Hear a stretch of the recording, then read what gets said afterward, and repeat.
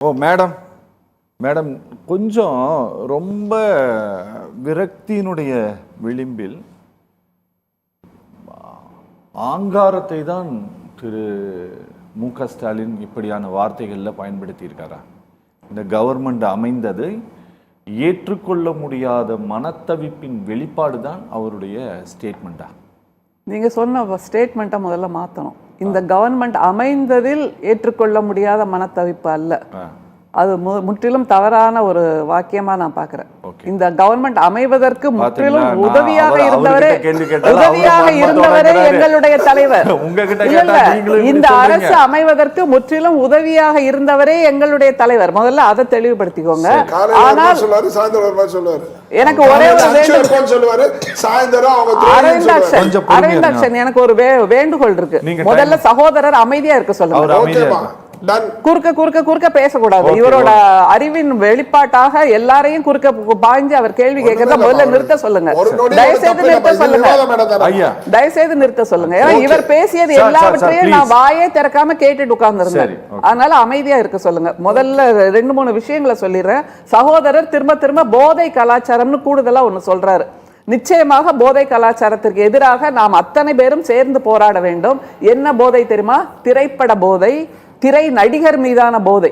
இந்த ரெண்டுலையும் இப்ப தமிழ்நாடு மாட்டிக்கொண்டிருக்கிறது. அதனால் வந்த சீரழிவு தான் இத்தனையும். அதை தவிர பெண்களுக்கு இப்படி ஒரு பதைவதைப்பு இருக்கு, பெண்களை இப்படி நாசப்படுத்துகிறார்களேன்னு. ஆனால் சகோதரர் பக்கத்துல உட்கார்ந்துகிட்டு நீங்க பேசுறது வன்மமா இருக்கு.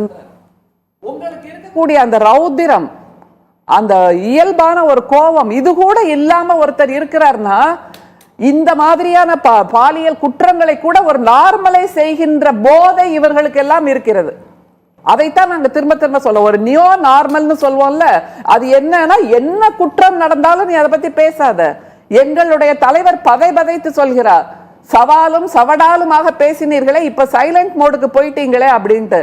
இந்த பதைப்பு ஒரு தலைவருக்கே, ஒரு மனிதருக்கே உண்டான பதைப்பு. அது கூட இல்லாம நான் மரத்து போனவனாக இருப்பேன் அப்படின்னா இது என்ன விதமான போதை? முதல்ல இந்த போதையிலிருந்து வெளியில வர சொல்லுங்க. அப்புறம் அந்த மீதி கெமிக்கல் போதையெல்லாம் பார்க்கலாம். அதை தவிர அவர் சொன்னது உணர்வுகள் மரத்து போன நிலை, அதைத்தான் நான் சொல்றேன். அப்புறம் ஒரு வயசு குழந்தை, ஆஹா 1 மாச குழந்தைங்கிற, 1 வயசு கூட இல்ல, 1 மாச குழந்தை. எங்களுக்கும் புரியுது, 1 மாச குழந்தை தான். 1 மாச குழந்தைனா நீங்க படிப்படியா வளர்ந்து இந்த ரன்னிங் ரேஸ்ல வந்திருக்கமே தவிர, இப்ப 100 மீட்டர் ரன்னிங் ரேஸ்ல ஹுசேன் போல்ட் ஓடுறாருன்னா நீங்க ஏன் அங்க வந்து நின்னீங்க?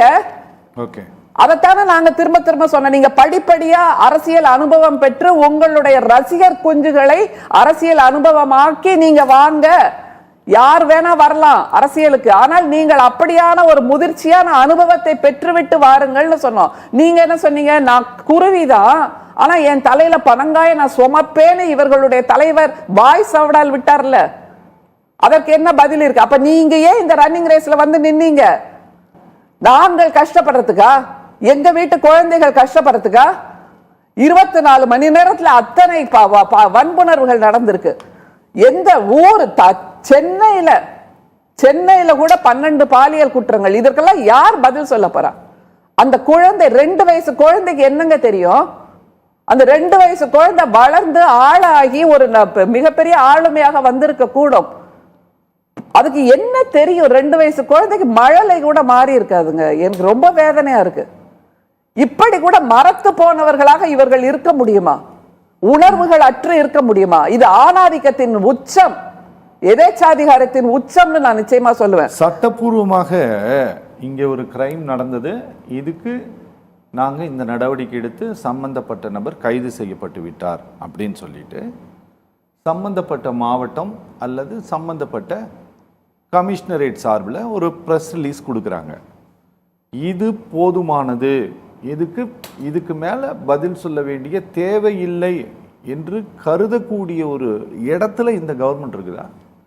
இந்த மாதிரி பிரச்சனைகளுக்கு தான் தீர்வு வேணும்னு 10/1/2025 சட்டமன்றத்தில் எங்களுடைய தலைவர் தனி தீர்மானம் உருவாக்கினார், தனி சட்டம் உருவாக்கினார். அதை தவிர அந்த மாவட்டங்களில் சென்னை, மதுரை, கோவை, சேலம், திருநெல்வேலி, திருச்சி இந்த மாதிரி மாவட்டங்கள்ல தனி சிறப்பு நீதிமன்றத்தை உருவாக்கி ஸ்பெஷல் இன்வெஸ்டிகேஷன் டீம் உருவாக்கி விரைவு நீதிமன்றமாக இதை செயல்படுத்த வேண்டும். சமூக நீதி வேணும் தலைவர். மீண்டும் சொல்றேன், ஏன்னா 3 பேர் கூட்டணி கட்சியில 3 பேர் முடிச்சிட்டோம். 3 பேருடைய கருத்து எனக்கு இதுல சமூக நீதி கூட்டணி எல்லாம் இல்லைங்க. பெண்கள் பாதுகாப்புக்கு எந்த கட்சியாவும் நீங்க இருக்க வேண்டிய அவசியமே இல்ல. இது என்ன இது என்ன அராஜகமா இருக்கு? இதைத்தான் நான் சொல்றேன் மரத்து போனதுன்னு. எந்த கட்சியா இருந்தாலும் குரல் எழுப்பணும், எந்த கட்சியா இருந்தாலும் குரல் எழுப்பணும். அது இல்லாம நான் இந்த கட்சியில இருக்கேன் அதனால என் கூட சண்டை போட ஒருத்தர் இல்லைன்னு சொல்றாருன்னா இது எப்படி ஒரு இன்சென்சிட்டிவா இருக்கு? இன்சென்சிட்டிவ்.